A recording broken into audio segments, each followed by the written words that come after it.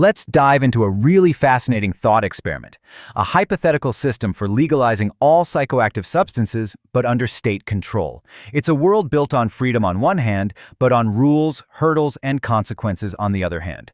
Okay, so just picture this for a second, a world where every single psychoactive drug is legal. Sounds like absolute freedom, right? Well, not so fast. In this particular model, the path to actually getting there is a challenge, and this right here gets to the absolute core of the whole idea. The entire framework is a paradox. It says yes to legalization, but only under state control. So let's be super clear. This is not some kind of free-for-all. It's a regulated path. One that feels like decriminalizing something, but under an application process. Okay, so the foundation of this entire concept? It's a complete state monopoly. What does that actually mean? Well, it means absolute 100% control from top to bottom. From the production line and buying the raw materials all the way to handing it to a citizen, everything is in the hands of the state. No private market, no corporations, no gray areas whatsoever. The state is the only gatekeeper, and with that comes huge responsibilities like guaranteeing certified quality and purity, making sure every single substance is completely traceable, and ensuring it's only given out discreetly to people who are authorized. And here's a really crucial detail. This system isn't designed to make money, not at all. Every single cent of revenue goes directly into prevention and therapy programs. The only goal here is control and public health. So you might be wondering, how does somebody even become an authorized person? Well, let me tell you, it is no walk in the park. The path to getting a license means you have to clear 4 major hurdles. First up, it all kicks off with a mandatory 6-month course. After that, you've got an examination in front of a panel of experts. If you manage to pass that, you then have to go through a comprehensive medical assessment. If you successfully clear all of those steps, you get a license valid for 2 years. The very first hurdle is simply age. You can't put in an application until you're 21, and the idea behind that is to make sure applicants have reached a certain level of personal maturity. The mandatory course is demanding. It's not enough to just pop in when you feel like it. You have to be there. Attendance is required for 75% of the classes. If you miss more than a quarter of them, you're out. The goal is to force a really serious, deep engagement with the substance and its risks. Now, here is a detail that is truly incredible. The oral exam isn't run by a bunch of bureaucrats or doctors. No, it's run by a commission of people who have successfully overcome an addiction to that specific substance themselves.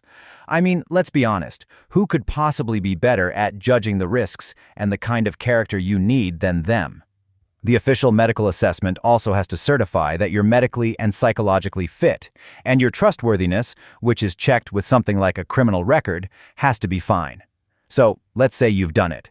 As soon as you have your license in your hand, you have to adhere to a set of rules. You have to remember, this license is a privilege, not a right. And it's tied to some very specific conditions, and the rules are totally unambiguous. Consumption is for your personal use only. It cannot be done in public and never around minors. Giving substances to other people, advertising, or encouraging consumption is strictly forbidden. If you break these rules, you will face the consequences. So, how does the state make sure everyone's playing by the rules? With a surveillance system. If there's any kind of suspicion, the license holder has to agree to be monitored. The analysis would be done automatically by AI looking for suspicious patterns. But, and this is a really important point, the final review, the final decision on whether a suspicion is justified, is always made by a human. No purely machine-based judgments. A justified suspicion is a reason to get your license paused. If you're diagnosed with an addiction, that means you're going into a clinic and your license is revoked permanently. And if you commit a criminal offense, like distribution, you lose your license and you face criminal charges. Right. At this point, you're probably asking the same exact question I was. What about the drugs that are already legal and everywhere? I'm talking, of course, about alcohol. Well, this is where the model makes a deliberate exception.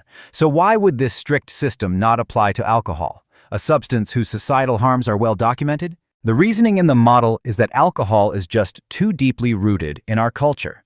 The thinking is that, because the risks are so widely known, trying to force this system on alcohol would be met with pretty much zero public acceptance. So what this means is that the model actually uses 2 completely different strategies to get to the same goal: prevention. For new substances, the strategy is all about access restriction. For established drugs like alcohol, it basically maintains the status quo, but strengthens it with more education and support. Now, you might be thinking that a system this detailed must be set in stone forever, but the design has a really crucial mechanism built right in to prevent exactly that. The system is actually designed from the very beginning to evolve. You see, the government would be legally required to review it on a regular basis. Its effects would have to be constantly analyzed and evaluated. This means the law itself would have to be adapted over and over again to new scientific findings or just changes in society. It's meant to be a learning system, not some rigid set of rules that never changes. And that brings us to the end of this fascinating thought experiment. Is this a pragmatic, realistic model for the future? Or is it, at the end of the day, just a well-intentioned but unworkable utopia? That's definitely something to think about.